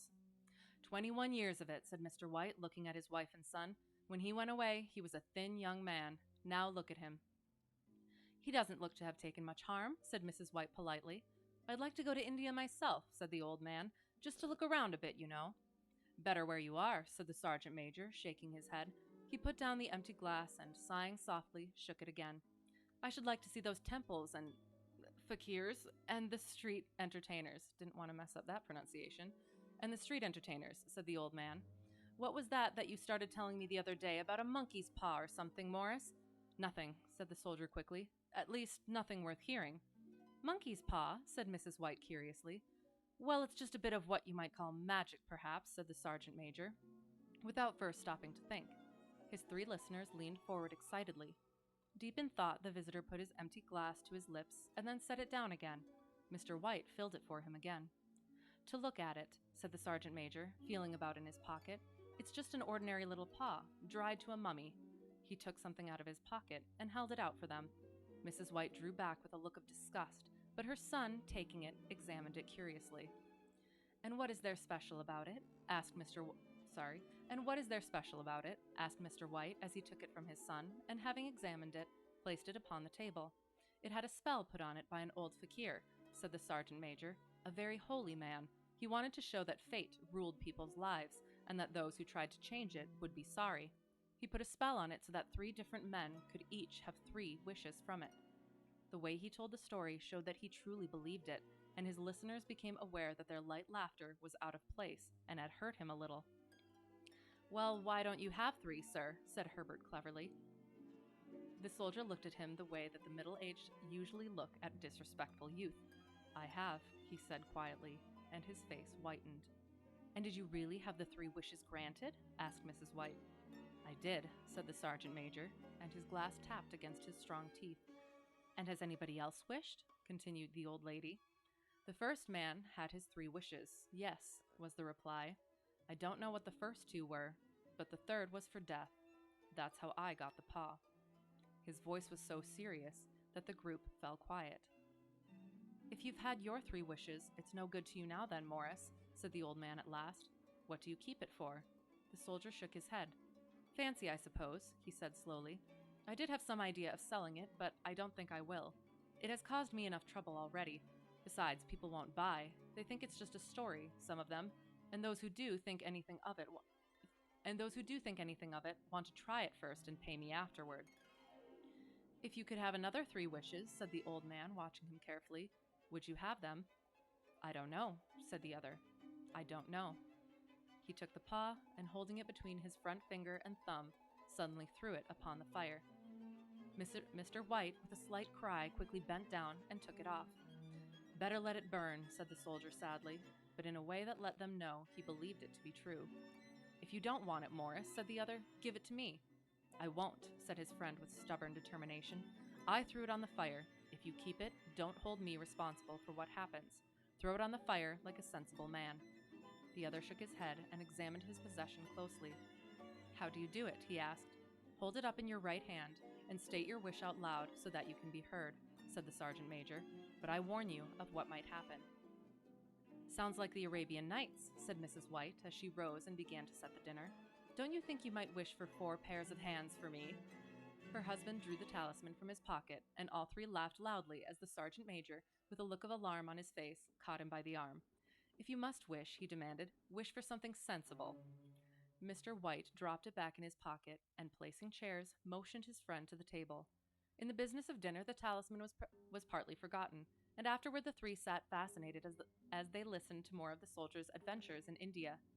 If the tale about the monkey's paw is not more truthful than those he has been telling us, said Herbert, as the door closed behind their guest, just in time to catch the last train, we shan't make much out of it.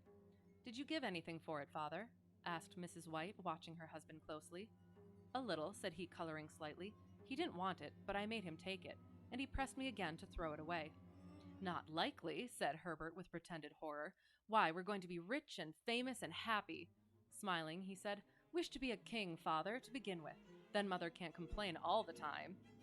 He ran quickly around the table, chased by the laughing Mrs. White, armed with a piece of cloth.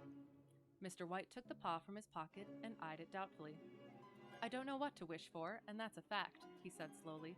It seems to me I've got all I want. If you only paid off the house, you'd be quite happy, wouldn't you?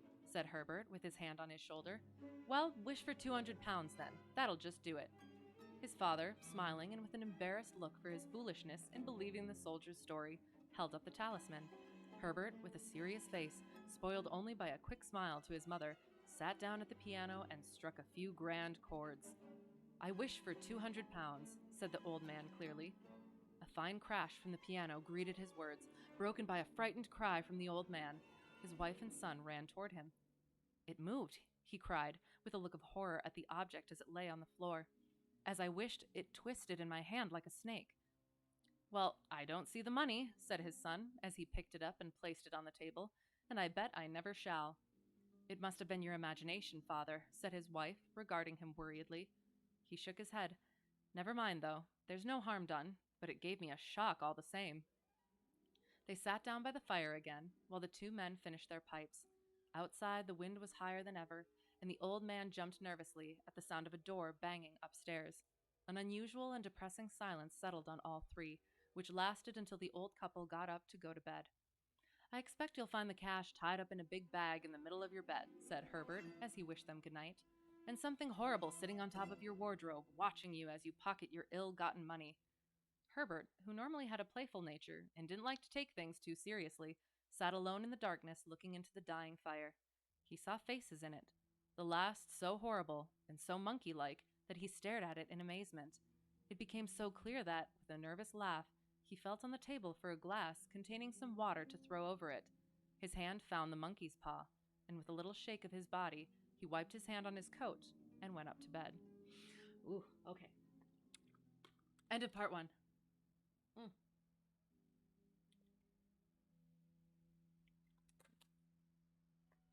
All right, part 2. In the brightness of the wintry sun next morning, as it streamed over the breakfast table, he laughed at his fears.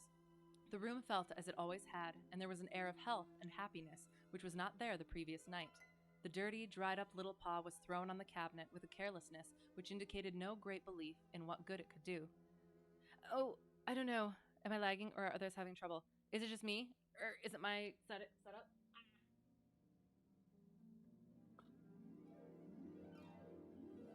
I'll double check quick. And yeah, if anybody else has...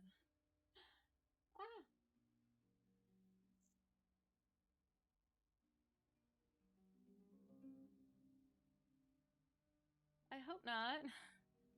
No lag? Okay. It might just be you, then.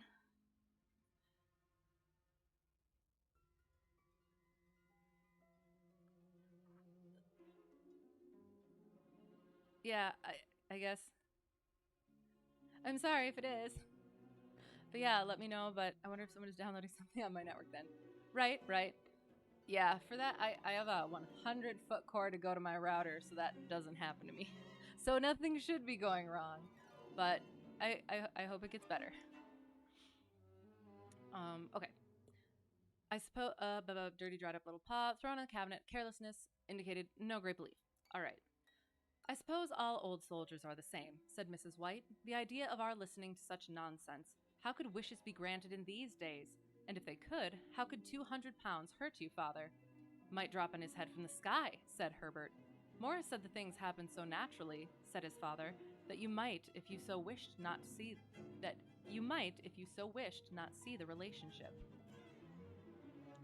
Well, don't break into the money before I come back, said Herbert, as he rose from the table to go to work.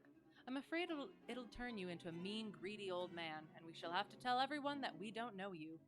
His mother laughed, and following him to the door, watched him go down the road, and returning to the breakfast table, she felt very happy at the expense of her husband's readiness to believe such stories, all of which did not prevent her from hurrying to the door at the postman's knock, nor, when she found that the post brought only a bill, talking about how sergeant majors can develop bad drinking habits after they leave the army. Herbert will have some more of his funny remarks, I expect, when he comes home, she said as they sat at dinner. I know, said Mr. White, pouring himself out some beer, but for all that, the thing moved in my hand. That I'll swear to. You thought it did, said the old lady, trying to calm him. I say it did, replied the other. There was no thought about it. I had just... What's the matter? His wife made no reply.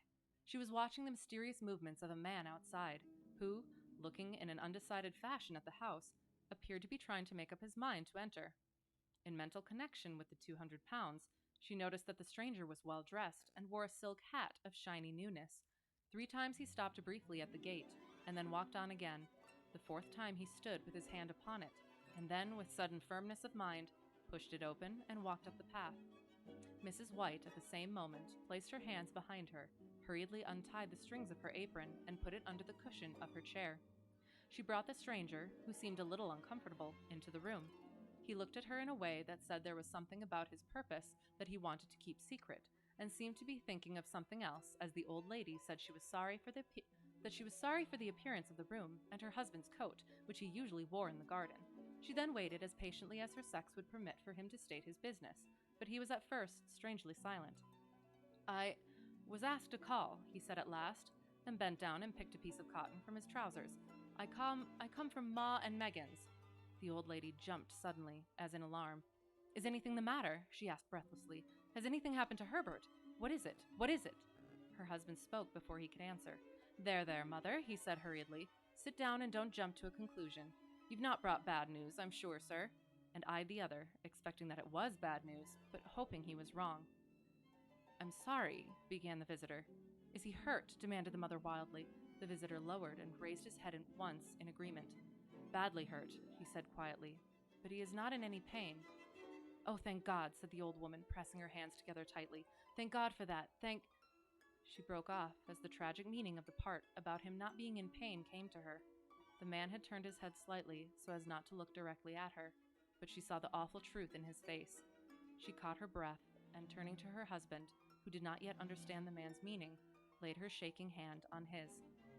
There was a long silence. He was caught in the machinery, said the visitor at length in a low voice. Caught in the machinery, repeated Mr. White, too shocked to think clearly. Yes. He sat staring out the window, and taking his wife's hand between his own, pressed it as he used to do when he was trying to win her love in the time before they were married, nearly 40 years before. He was the only one left to us, he said, turning gently to the visitor. It is hard. The other coughed, and rising, walked slowly to the window. The firm wishes me to pass on their great sadness about your loss, he said without looking round. I ask that you to please understand that I am only their servant and simply doing what they told me to do. There was no reply. The old woman's face was white, her eyes staring, and her breath unheard. On the husband's face was a look such as his friend the sergeant major might have carried into his first battle. I was to say that Ma and Megan's accept no responsibility, continued the other, but although they don't believe that they have a legal requirement to make a payment to you for your loss, in view of your son's services, they wish to present you with a certain sum. Mr. White dropped his wife's hand, and rising to his feet, stared with a look of horror at his visitor. His dry lips shaped the words, How much? 200 pounds, was the answer. Without hearing his wife scream, the old man smiled weakly, put out his hands like a blind man, and fell, a senseless mass, to the floor. Oh no. There it is, end of part 2. Ugh. Is it still lagging? I hope not.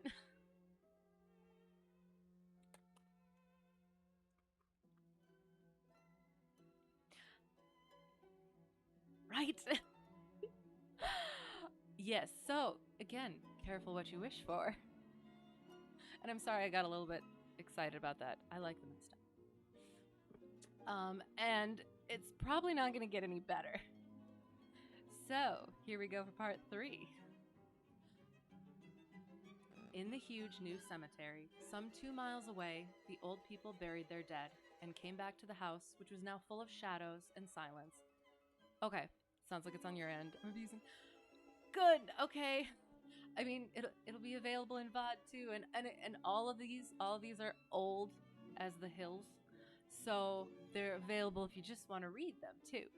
So yeah, and that's how I can get away with not getting copyright stricken. So yeah, so I hope it works out for you.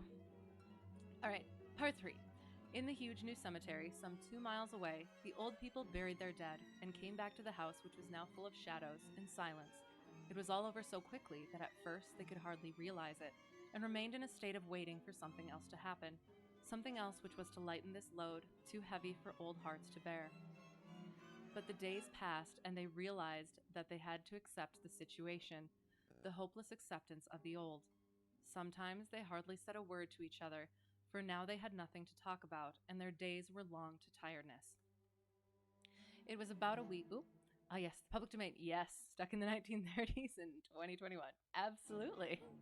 Hey, again, if it keeps me doing this and not having to worry about getting taken down, that works for me.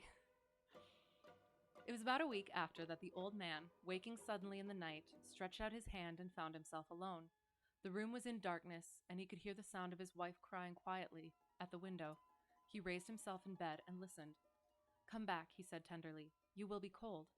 "It is colder for my son," said the old woman, who began crying again.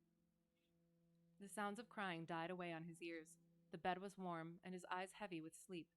He slept lightly at first, and then was fully asleep, until a sudden wild cry from his wife woke him with a start.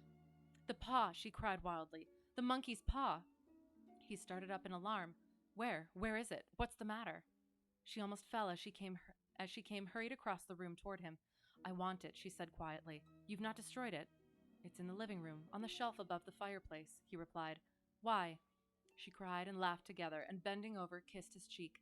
"I only just thought of it," she said. "Why didn't I think of it before? Why didn't you think of it?" "Think of what?" he questioned.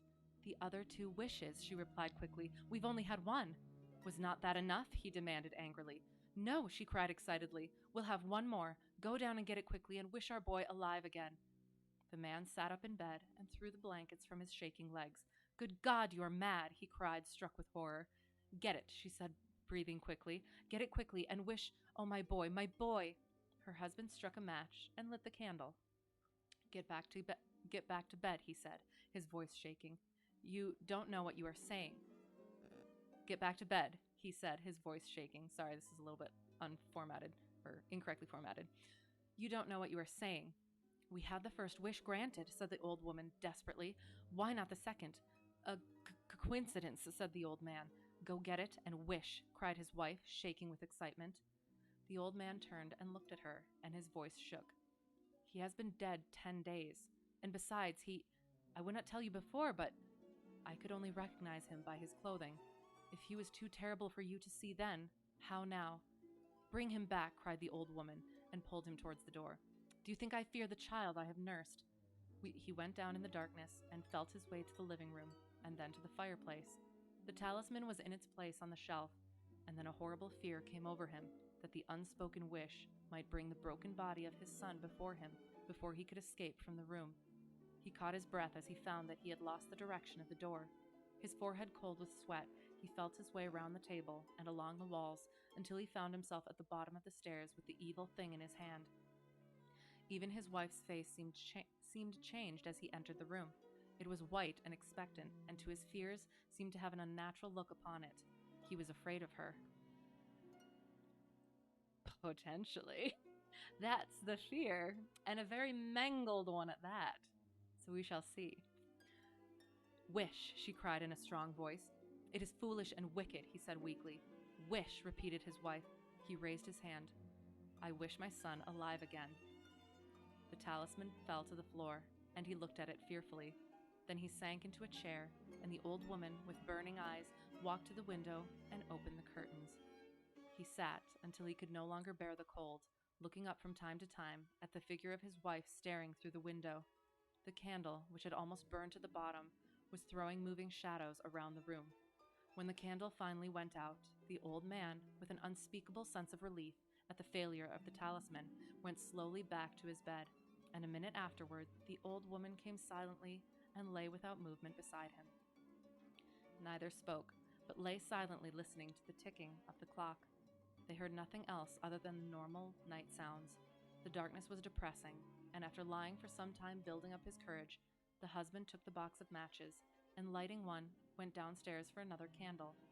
At the foot of the stairs, the match went out, and he stopped to light another, and at the same moment, a knock sounded on the front door. It was so quiet that it could only be heard downstairs, as if the one knocking wanted to keep their coming a secret. The matches fell from his hand. He stood motionless, not even breathing, until the knock was repeated. Then he turned and ran quickly back to his room and closed the door behind him. A third knock sounded through the house. "What's that?" cried the old woman, sitting up quickly. "A rat," said the old man shakily. "A rat. It passed me on the stairs." His wife sat up in bed listening. A loud knock echoed through the house. "It's Herbert," she screamed. "It's Herbert!" She ran to the door, but her husband was there before her, and catching her by the arm, held her tightly. "What are you going to do?" he asked in a low, scared voice. "It's my boy, it's Herbert," she cried, struggling automatically. "I forgot it was 2 miles away. What are you holding me for? Let go, I must open the door." "For God's sake, don't let it in," cried the old man, shaking with fear. "You're afraid of your own son," she cried, struggling. "Let me go. I'm coming, Herbert, I'm coming." There was another knock, and another. The old woman, with a sudden pull, broke free and ran from the room. Her husband followed to the top of the stairs and called after her as she hurried down. He heard the chain pulled back and the bottom lock open. Then the old woman's voice, desperate and breathing heavily. "The top lock," she cried loudly. "Come down, I can't reach it." But her husband was on his hands and knees, feeling around wildly on the floor in search of the paw. If only he could find it before the thing outside got in. The knocks came very quickly now, echoing through the house, and he heard the noise of his wife moving a chair and putting it down against the door. He heard the movement of the lock as she began to open it, and at the same moment, he found the monkey's paw and frantically breathed his third and last wish. The knocking stopped suddenly, although the echoes of it were still in the house. He heard the chair pulled back, and the door opened. A cold wind blew up the staircase, and a long, loud cry of disappointment and pain from his wife gave him the courage to run down to her side and then to the gate. The streetlight opposite shone on a quiet and deserted road. Yes. Oh, so good. And it's funny because I thought that I hadn't read this one before. I think I must have, but it was still so I actually did kind of know what was coming after a while, and it was still good. Still good. Oh, and that's what I love. Is even if the best writing can't be spoiled, because even if you know what's coming, it still gets you. Right? Oh, but you can imagine though. You get that imagination in there. It's all torn up and knocking on the door. Oh, so good. Mm. And that's the thing is, well, it's almost that you don't get that release that makes it even a little bit more twisted, because I don't know, because like what was it? Because in the beginning he said like the monkey's paw makes things happen that you could almost think that it was just a coincidence. But if you got a mangled body, dirt covered, coming up and knocking on your door and messed up, that's not natural. So not finding out, I don't know, maybe the monkey's paw kind of knew that that's what was going to happen, sort of. And so it could be considered somewhat natural, because it could have been anyone knocking at the chamber door. I don't know. Oh, but it's so good. So good. Okay. Yeah, we got time. And I think this one is I think very rather short. Yeah, it's rather short. So oh shoot, I looked up how to kind of pronounce this. But Nyarlathotep. Nyarlathotep. Nyarlathotep. Twilight Zone twist. Well, but and again, see, that's the thing. I do. I really like the supernatural stuff, but like that where it brings it in just enough for it to like creep, but not. Again, I don't know. Like there is something to that where it brings it in so naturally and so subtly that it makes it I wouldn't say worse, but it has its own flavor, which I kind of like. But I don't know. I'm looking forward to more of that sort of stuff where it is super twisty and really messed up. Which I think Lovecraft is a little bit. One thing I just like of modern media, no conception of restraint.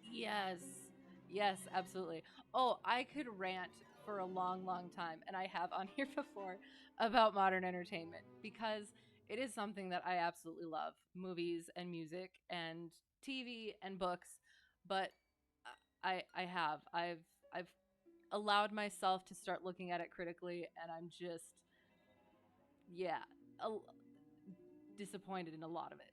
And that's why I go back to this kind of thing because it was about the story and it was about the art and the craft of it rather than the cash grab, the sequel, the remake, any of that sort of thing. My rants are legendary, will not stop. Same, honestly. I am a menace in my circle. So yeah, I try not to get too far into it, but yeah, it is. It's I do. I absolutely love the craft of it and what it's supposed to be, what it can be. Stories, that's my main thing. But I do. I am critical of what needs to be critical. So yeah. Anywho, ugh, Nyarlathotep,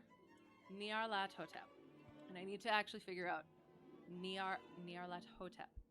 Nyarlathotep. Nyar.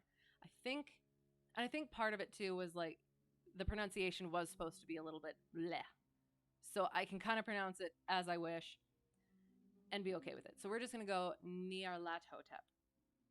I'm probably gonna stumble a little bit, but we'll get it. We'll figure it out. Nyarlathotep, H.P. Lovecraft. I think this is my first Lovecraft story, I think.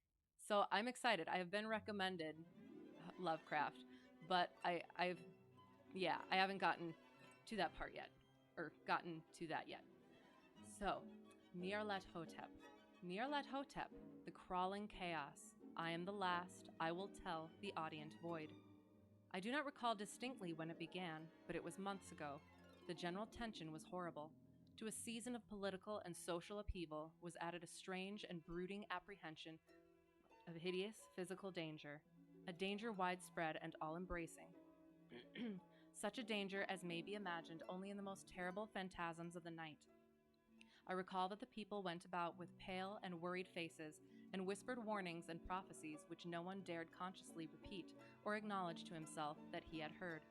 A sense of monstrous guilt was upon the land, and out of the abysses between the stars swept chill currents that made men shiver in dark and lonely places. There was a demoniac alteration in the sequence of the seasons. The autumn heat lingered fearsomely, and everyone felt that the world and perhaps the universe had passed from the control of known gods or forces to that of gods or forces which were unknown. And it was then that Nyarlathotep came out of Egypt. Who he was, none could tell, but he was of the old native blood and looked like a pharaoh. The fellaheen knelt when they saw him, yet could not say why.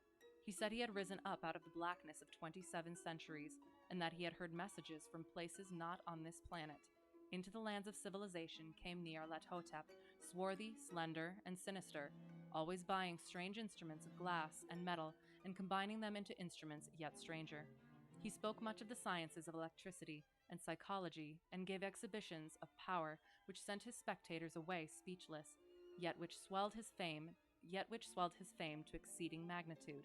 Men advised one another to see Nyarlathotep and shuddered.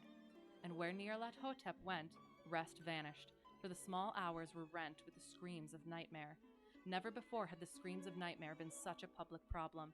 Now the wise men almost wished they could forbid sleep in the small hours, that the shrieks of cities might less horribly disturb the pale, pitying moon as it glimmered on green waters, gliding under bridges, and old steeples crumbling against a sickly sky. I remember when Nyarlathotep came to my city, the great, the old, the terrible city of unnumbered crimes. My friend had told me of him, and of the impelling fascination and allurement of his revelations, and I burned with eagerness to explore his uttermost mysteries. My friend said they were horrible and impressive beyond my most fevered imaginings, and what was thrown on a screen in the darkened room prophesied things none but Nyarlathotep dared prophesy, and in the sputter of his sparks there was taken from men that which had never been taken before, yet which showed only in the eyes. And I heard it hinted abroad that those who knew Nyarlathotep looked on sights which others saw not. It was in the hot autumn that I went through the night with the restless crowds to see Nyarlathotep, through the stifling night and up the endless stairs into the choking room, and shadowed on a screen, I saw hooded forms amidst ruins, and yellow evil faces peering from behind fallen monuments, and I saw the world battling against blackness, against the waves of destruction from ultimate space, whirling, churning, struggling around the dimming, cooling sun. Then the sparks played amazingly around the heads of the spectators, and hair stood up on end, whilst shadows more grotesque than I can tell came out and squatted on the heads. And when I, who was colder and more scientific than the rest, mumbled a trembling protest about imposture and static electricity, Nyarlathotep drove us all out, down the dizzy stairs into the damp, hot, deserted midnight streets. I screamed aloud that I was not afraid, that I never could be afraid, and others screamed with me for solace. We swore to one another that the city was exactly the same, and still alive, and when the electric lights began to fade, we cursed the company over and over again, and laughed at the queer faces we made. I believe we felt something coming down from the greenish moon, for when we began to depend on its light, we drifted into curious, involuntary marching formations, and seemed to know our destinations, though we dared not think of them. Once we looked at the pavement and found the blocks loose and displaced by grass, with scarce a line of rusted metal to show where the tramways had run. And again we saw a tram car, lone, windowless, dilapidated, and almost on its side. When we gazed around the horizon, we could not find the third tower by the river, and noticed that the silhouette of the second tower was ragged at the top. Then we split up into narrow columns, each of which seemed drawn in a different direction. One disappeared in a narrow alley to the left, leaving only the echo of a shocking moan. Another filed down a weed-choked subway entrance, howling with a laughter that was mad. My own column was sucked toward the open country, and presently I felt a chill, which was not of the hot autumn. For as we stalked out on the dark moor, we beheld around us the hellish moon, glitter of evil snows, trackless, inexplicable snows, swept asunder in one direction only, where lay a gulf all the blacker for its glittering walls. The column seemed very thin indeed, as it plodded dreamily into the gulf. I lingered behind, for the black rift in the green-litten snow was frightful, and I thought I had heard the reverberations of a disquieting wail as my companions vanished, but my power to linger was slight. As if beckoned by those who had gone before, I half floated between the titanic snowdrifts, quivering and afraid, into the sightless vortex of the unimaginable. Screamingly sentient, dumbly delirious, only the gods that were can tell. A sickened, sensitive shadow writhing in hands that are not hands, and whirled blindly past ghastly midnights of rotting creation, corpses of dead worlds with sores that were cities, carnal winds that brush the pallid stars and make them flicker low. Beyond the world's vague ghosts of monstrous things, half-seen columns of unsanctified temples that rest on nameless rocks beneath space and reach up to dizzy vacua above the spheres of light and darkness. And through this revolting graveyard of the universe, the muffled, maddening beating of drums and thin, monotonous whine of blasphemous flutes from inconceivable, unlighted chambers beyond time, the detestable pounding and piping whereunto dance slowly, awkwardly, and absurdly the gigantic, tenebrous, ultimate gods, the blind, voiceless, mindless gargoyles whose soul is Nyarlathotep. The end. Ooh. That was different than the rest of them.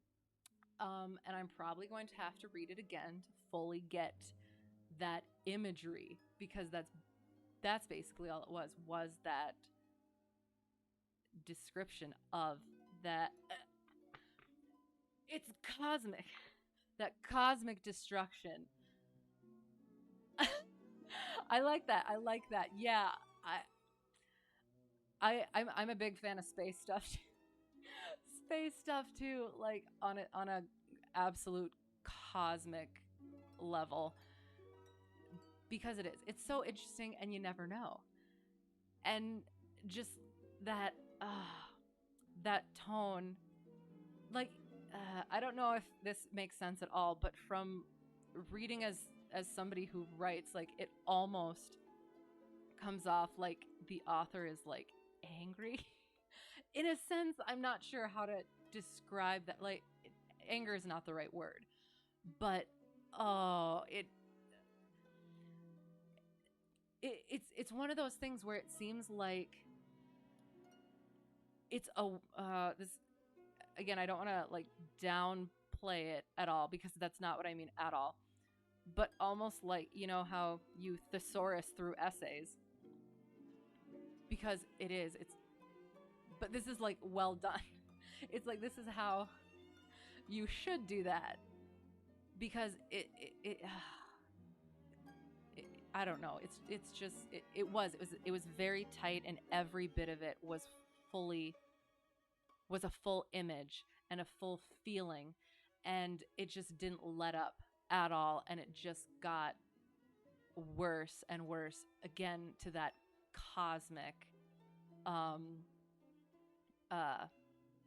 that cosmic visual thing.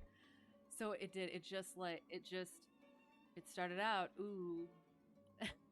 I don't always explain things that well, so bear with me. It starts out like, again, ooh. He does something, whatever, it's a little bit weird, and then it just goes down further and down, and it just like digs you into this thing.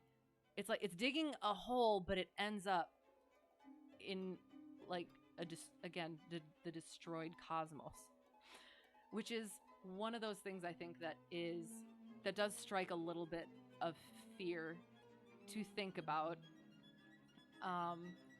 because that's where we live, and if that can be destroyed, what are we, sort of thing. So yeah, I quite enjoyed that one.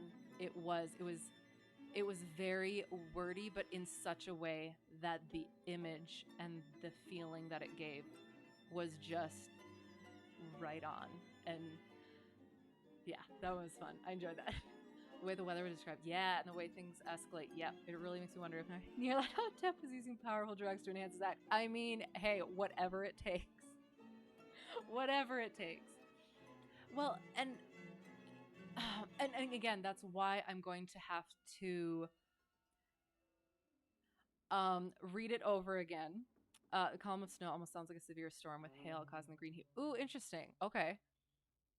But yeah, that's why I'm going to have to read it again, because like this one, again, since he's more science fiction, I would assume, but again, I'll have to read it again, that it would be more, not more of, but it would potentially be like pulling back the dimensional curtain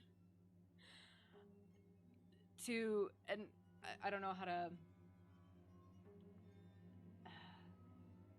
sort of like the whole parallel universe, but also like to the nth dimension, that we don't understand, And again,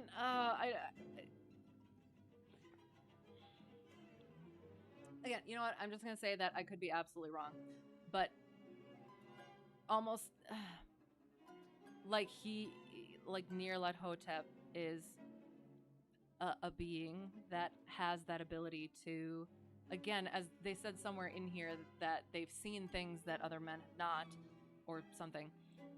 And if it were possible to, again, peel away,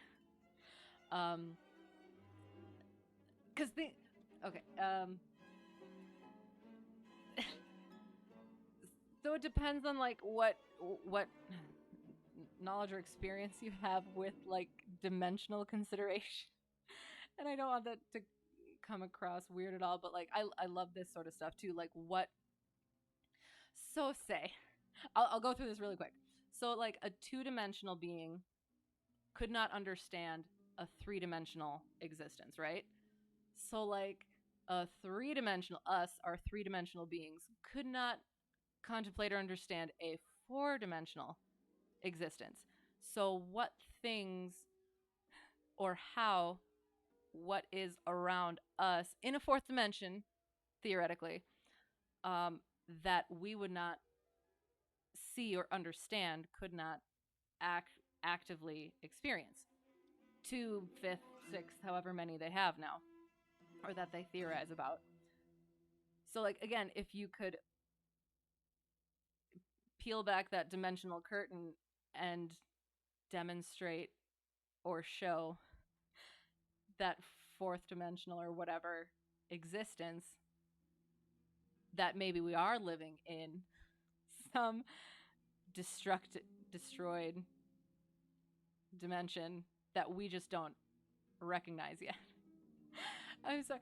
So this is, I don't know if you're interested in a series at all. I got done reading the 3 Body Problem, or the series is called Remembrance of Earth's Past, and it really it was really good, and it really helped me to kind of understand that sort of stuff, and that's what I base it all on. So I could be absolutely putting something on this that isn't there, but since he was such a, if he is like the giant of science fiction, like that's where it would like have started. So I don't know. I like to think that that's what it might be, but also, yeah, it could just be drugs. So yes, I'm sorry that went into like other sorts of things, but it was somewhat relevant. I got back, I think. So yes. Anywho, that was that. It was really good. I really enjoyed it. I love the imagery, and I do. Sometimes I do lose a little bit of how it comes off to other people, just because I have I don't know. I've read so many like really weird, twisted things that I'm just like, yeah, that's good. That's awesome. Great. So yeah, I really enjoyed it. Probably a little bit in that way. So honestly, overwhelming. Right, exactly. And that probably is like really part of it. Like it could have been absolutely intentional, that it overwhelms the reader as much as the characters themselves. And that's why, like, there is a way of writing that really gets, like, I don't know. There's a right way of writing, and there are wrong ways of writing, and this is a right way of writing. So yeah, it does, absolutely. I do. I think so, and it did such a good job, and that's why I'm gonna have to read it again and just savor it, because it was very good. Like just that screamingly sentient, dumbly delirious. Like who? Oh, I love it. I love it. So that was. I hope.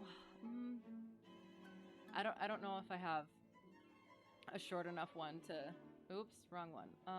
This. That's probably going to have to be it for me. And yeah, I'll hopefully have a better grasp of what I'm doing here next time. And I'm actually hoping to this month to stream a bit more because I really want to do some spooky games too, because I just think that'll be a lot of fun. And I'll be doing flying again as usual. So tends to be always Tuesdays, and then either Thursdays or Sundays or both if I'm able to. And that will be either those extra days will be either flying or if I need it for practice, or playing stupid SpOoPy games, or even watching old SpOoPy movies, which I can find again copyright free. So yeah, so that's what that's gonna be. So otherwise, if I can't get to either Thursday or Sunday, it'll be Tuesday again with more flying, and I don't know, maybe I'll try and make it somewhat SpOoPy in that way too. But yeah, so that was SpOoPy Stories for Spooptober, which I am so happy about. And I hope you guys are too. And I hope you have a good Spooptober until the next time. I'm so glad you guys were here. That was a lot of fun. I enjoyed that. You hopefully enjoyed it. And thanks for coming in. Yeah, hope to see you guys again soon. I feel like a supercell would make the flying pretty spooky. Ooh, you mean like... I could do that. You mean like super like hardcore weather? I could try and make it like that. I wonder if there were... Oh, I'm glad it was entertaining. Thank you for being here and enjoying it as well. I mean, it would take a little bit out of the realism, but if there was like little add-ons for like pumpkins and stuff, I guess I can look at the We Love BFR for at least the fall colors. But again, if it a tornadic mesocyclone, you know what? I will try it. I'll be doing probably some proper practicing like a good student, and then yeah, I'll probably play around with that. But if there was like I don't know, pumpkins or something, flying skeletons and ghosts as an add-on, that could be fun. But we'll see. I'll make it somehow SpOoPy. Chicken will be in costume, some different costume. I'll figure that out. And yeah, I want to decorate or something, but haven't gotten to it yet. But yes, I'll figure it out as I go along. And yeah, more if you got other suggestions like that, I'll try to work that in there, and we'll see what happens. So until the next time, potentially Thursday, potentially Sunday, most likely Tuesday, and that will be flying. And yeah, so I can shoot you over to somebody, I guess. I need to find stuff. Do you guys have any preferences as I try and get my thing to come up? And I'll try to hopefully not make strange, weird noises on here.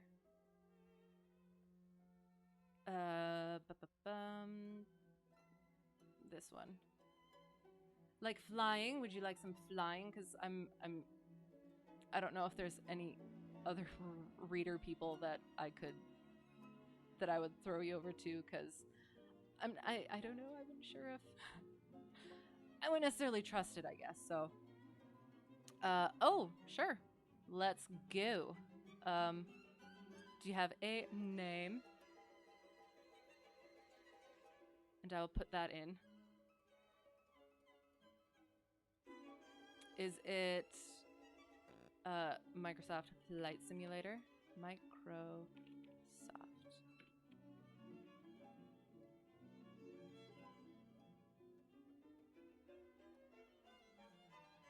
Okay. Yeah. Okay. All right. Yeah, sounds good. We'll go there. So, I will go to that and hopefully not. Okay. Sounds good. I have to figure out how to get in there. Okay. All right, we're just going to try it. We'll see what happens. So thank you for the suggestion and have a good time. Hope to see you again soon. Thanks for coming. I did. I had a lot of fun. So, yeah, until next time. Thank you and bye.